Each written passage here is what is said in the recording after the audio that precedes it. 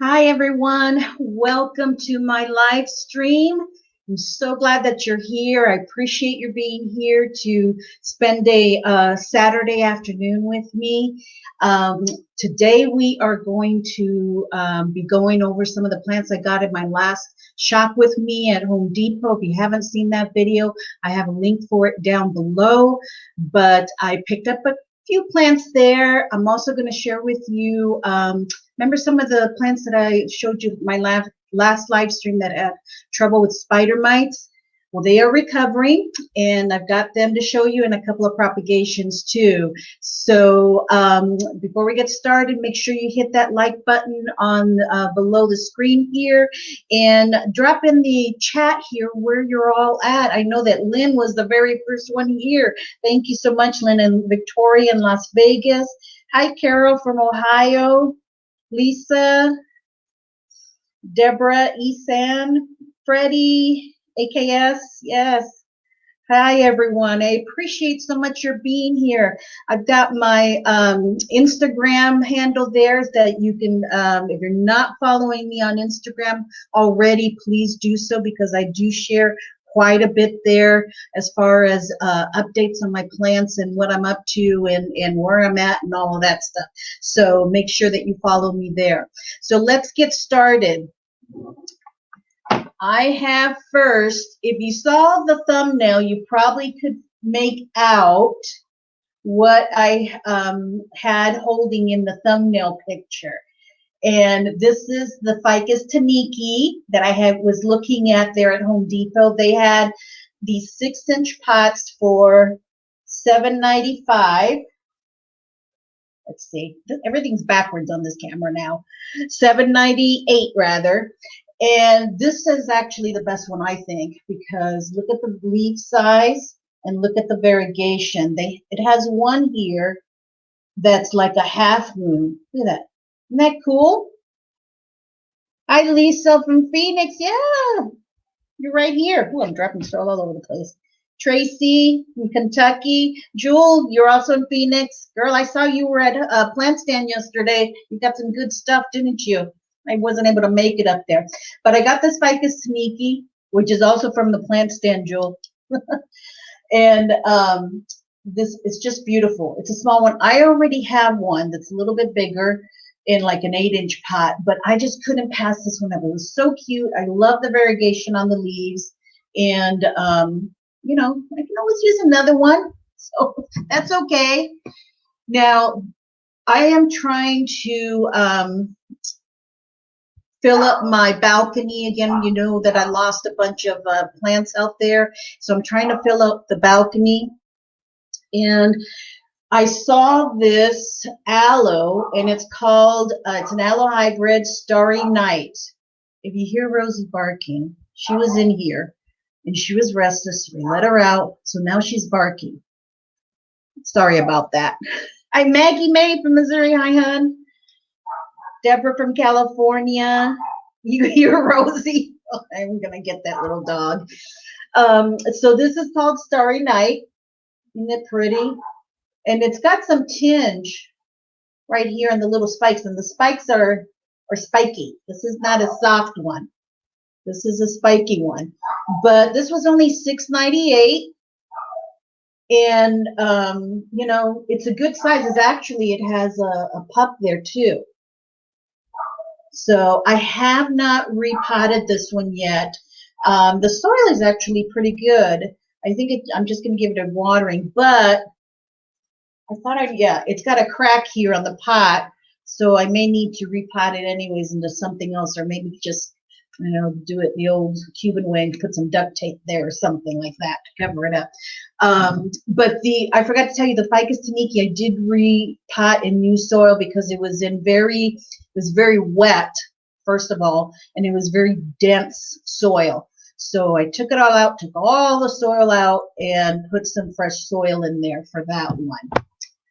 Let me make some room because my next one's kind of big. Now, some of you noticed how long I was looking at the Plumerias. And I got one of the Plumerias I had been looking at these for a while in different locations and thinking, you know, this would be great for the balcony because these love heat. You know, if you're in Phoenix or Vegas, these love the heat. So I decided, well, I'm just going to get one. So I got one that looked like it had been growing straight, and then they cut it, and then it had 3 branches there that it took off, and it's giving off new leaves and everything. This is a Plumeria rubra, and so it's going to have it looks like orange like leaves. It was $24.98. In the research that I did, I found out that Plumerias go dormant in the winter. So this is about to go dormant, but it's got all this new growth. So I'm not quite sure. In looking at it, the nursery that it was grown at is right here in Arizona. So it's used to Arizona climate and everything, which is good. So I'm just going to keep an eye on it. The care instructions said to back off on the watering in the fall, and then no watering at all in the winter. And in the winter, it will drop its leaves.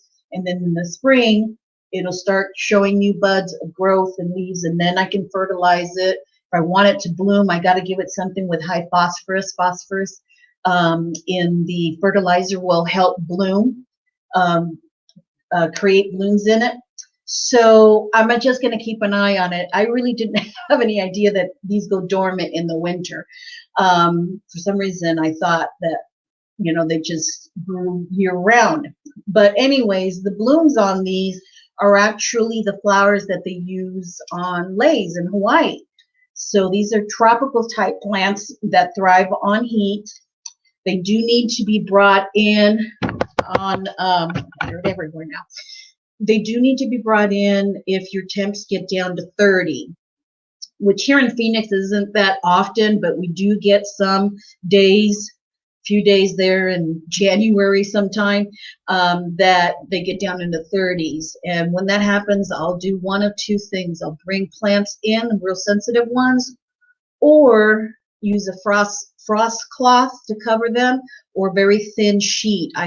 Lately I've been using very thin old sheets to cover them, and that seems to work just fine. So we'll see what happens with it, you know. But do you guys love it? I love it.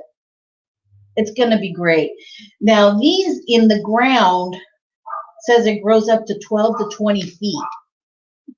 In a container, I'm thinking it'll probably be more like, you know, 6 feet maybe. I don't know. We'll see. So, oh, let's see here. Shane, my friend, has successfully grown Plumeria in Vegas under shade, but brings them in the house during the winter. That's good, because I know in Vegas it can get low, you know, that desert cold, so it can get cold in there. Thank you, Shane. I appreciate that. Let's see. What soil is used for Plumeria? Well, AKS, from what I read, it loves free draining soil. I don't know if you guys have heard of the garden center in Orange County called Rogers Gardens. If you're ever in Orange County, you need to go there, especially in the wintertime. It's beautiful. But I saw one of their videos, and they use a mix of cactus soil and potting soil, a 50-50 mix. So I think that may be what's in here, because it's really, see that? It's real chunky. I can see pumice, wood chips and stuff. So I think that's what they're using. And the soil looks good, so I'm not going to repot it, especially if it's about to go into dormancy. I don't want to stress it out right before it's supposed to go into dormancy. So we'll see. We'll see. I'll keep an eye on it. So let's see, Deborah, I have a 3-foot Plumeria, 3 years old, no flowers. Now, every video that I saw, Deborah, said that in the springtime, when you start to fertilize it, give it a fertilizer with a high phosphorus number. So it's NPK, nitrogen, phosphorus, potassium. So it's your middle number. Your middle number needs to be high, and that phosphorus will help it bloom more. The nitrogen is for foliage. If you want more foliage, then you give it something with a high first number. Forget what the potassium's for. I think it's for roots. But your phosphorus number, the middle number, is for blooming. And there are fertilizers out there that specifically say bloomers, you know, blooming fertilizer and things like that. So that may be something that you may want to try also. Oh, hi, Crystal. How are you? Hello from Michigan. You love the Plumeria, so do I. I'm hoping that it does okay. You know, just trying to make sure that my balcony is doing well again. So I only picked up 3 from there, and I love all 3 of them. 2 of them are going to go in the balcony. 1 of them is going to go inside somewhere, and you know, little by little, I'll start filling up in plants. Let's see, Michelle. Lowe's and Phoenix suburbs had the best plant selection this week. Lots of calatheas, medallion, canera, amaranthus. Okay. Thank you, Michelle. You must be in the Phoenix area also.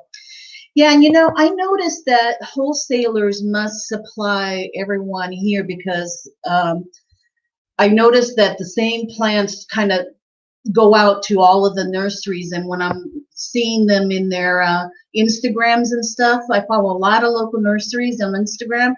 It seems like they all have the same ones. So I do know that Plant Stand is going to be getting some more rare alocasias here soon. So I'm keeping an eye on that. And next week, I'm going to be taking a little longer field trip down to Tucson, which is about I don't know, an hour and 15-minute drive for me, and going down to the nursery called Green Things. I've been there once before, a year ago. And so I want to go down there and visit Green Things. I'm also going to stop at Tank's Green Stuff, the soil maker and fertilizer maker that Becca de la Plante just created. Her in combination and corroboration with them, created the Della Tanks houseplant mix. I'm going to go down there and talk to Shota, who's the owner there, and get some of that also. So, Jewel, last time I went to a nursery, the Plant Stand truck was pulling in. So I agree, they all purchased from the same place. Yeah, well, that taniki has a Plant Stand sticker on it. So there you go. What are you going to do? So let's go on to, before I go out there and drop kick Rosie across the parking lot. I'm just kidding. I'm kidding. I love her to death. Let's talk about my plants that have been in ICU with spider mites. This is my Birkin that had spider mites. I had to cut off some of her leaves. Some of them, like this one, is still yellow. Let me just close this door so we don't hear her as much. Oh, live TV. Thanks for bearing with me, folks. So this one here is still a little bit damaged. And I was worried, you know, obviously if it was going to survive. And then I saw a growth point right here. There's one right there that's growing, and one of the leaves that died was one that was coming out of this sheath right here. And I thought, well, if that one died, there's not going to be another one that comes out of that same one. Well, this morning I saw right there that it's getting a new one out of that same sheath where one of them had died. So got 2 growth points on this one. I'm still keeping it in ICU. I don't see any evidence of spider mites, little bugs, spider webs, or anything like that. I've been watering it normally, checking it with the moisture meter. If it's dry, I'll give it water. And obviously it's recovering because it's got 2 growth points. So I'm going to give it another week before I take it out to amongst the other plants.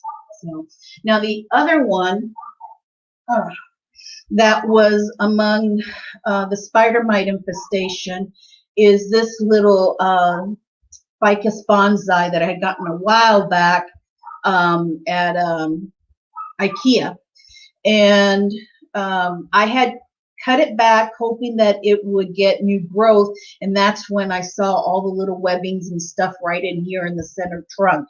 And that's when I brought it here and started spraying it. I use an insecticidal soap spray. I didn't have any neem oil with me or anything. So, but it's been giving out a bunch of new little leaves. You can see there, lots of new growth. I have not seen any evidence of, webbings or anything. The codex is nice and firm, so no damage to the codex, and everything seems to be growing, which is a good thing. So the insecticidal soap does work. It's an organic mixture, and so if you don't have neem oil, you can use insecticidal soap. So that's a good thing. CSP, hi to you, dear sweet Rosie. Oh, that's sweet little Rosie. I do love her so much. Let's see, Laura, my two dogs always bark when I try live and Zoom. Well, I had her in here. I put her up on the chair and told her, relax. You're going to be, just fine. Just give mommy half an hour. That's all I need. And, she wanted out, so I let her out. And then as soon as she did, I hear the barking. So let's move on to propagation because I don't want to take too much of your time. I've got 2 water propagations going on. You probably see right here my Rhaphidophora tetrasperma. Remember, I had been getting really, really long and tall and past the totem pole that I had made for it. Well, I chopped it, and here is, I cut right here because there's 2 right there. There's 2 nodes that are aerial roots rather. So I cut it right there, and I have it in this jar. No roots yet because I did this, what's today, Saturday? I think I did it Wednesday. So I just have it in this jar here. Now, once it does root, I'm going to repot it at the base of this one to fill it up and, so I can grow up the totem pole with it. So it's just to basically fill up the pot and take up some more of the totem pole so I don't have to add another piece and have this, 6-foot tall totem pole in my room here. So anyway. So the next one I have here is this Hoya compacta rugosa, the Hindu rope. I had a 5-inch container with some Hindu ropes in it. There were 4 cuttings in there. 2 of them were doing great. They looked nice and plump and everything, and 2 of them always, no matter how much I watered them, looked wrinkly like this, always wrinkly. So I took those 2 out because I could not keep watering and put in danger the ones that were healthy. So I took the 2 unhealthy ones out. One of them I saw this morning, it just, died. It turned all yellow and just died. So this one here, the end leaves are starting to plump up. It's got good roots. I had taken all of the soil off of it, and I'm just waiting for the rest of the leaves to recover and plump up before I put it back into the pot in the soil. I'm not sure why that happened. I mean, it was 4 different cuttings, so they each have their own, way of taking up water and way of growing and everything. So, but this one I think is going to be okay because the end leaves are getting plump there and recovering. So I don't know if any of you have had experience with that. If you, because this Hindu rope, typically when it's like this, wrinkly, it needs water. So that's your kind of your signal to go ahead and water it. But, you know, no matter how much I watered, those two cuttings were always wrinkly. So I finally, in the end, I just had to take them out because I didn't want to, you know, put in jeopardy the two healthy ones. And the two healthy ones are doing great. You know, they let me know when they need water and they're growing, they're adding new leaves. So we'll see if this one recovers, you know. What are we going to do?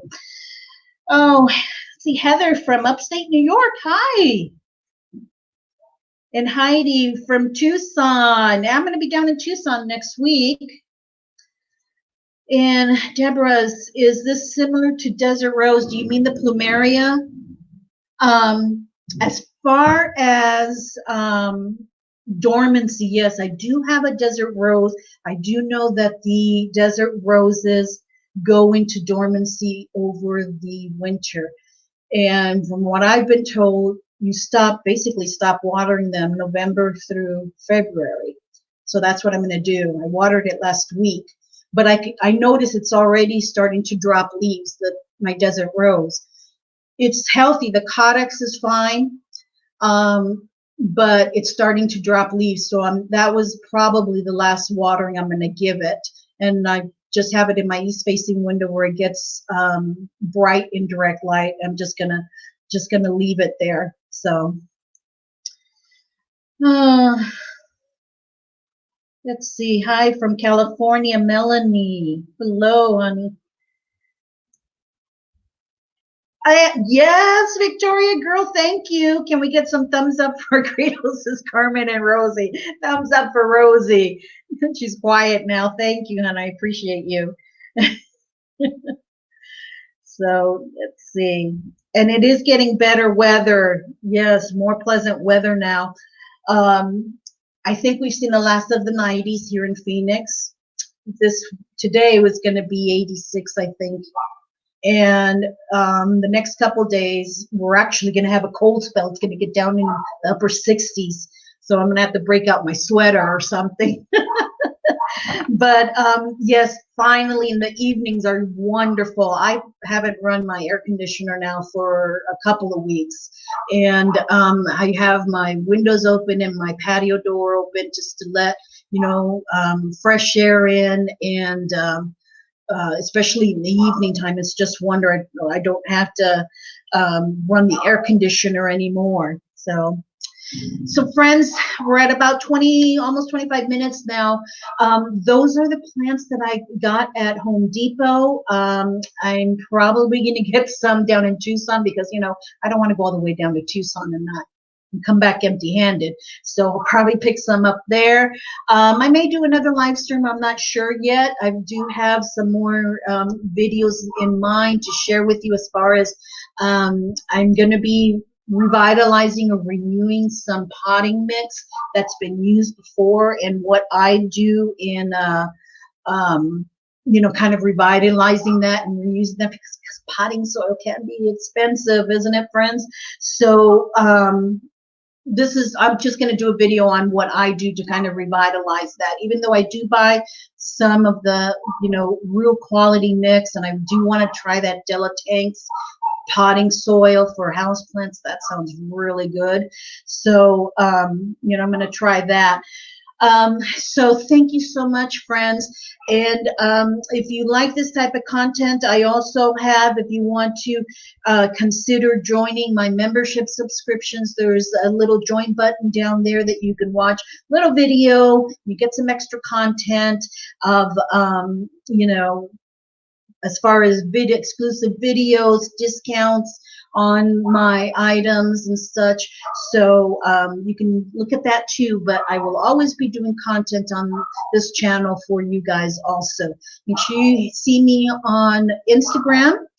And that's all I have for you today, friends. Thank you so much. This evening, Saturday evening, I am going to be spending with Hallmark because they start their Christmas movies.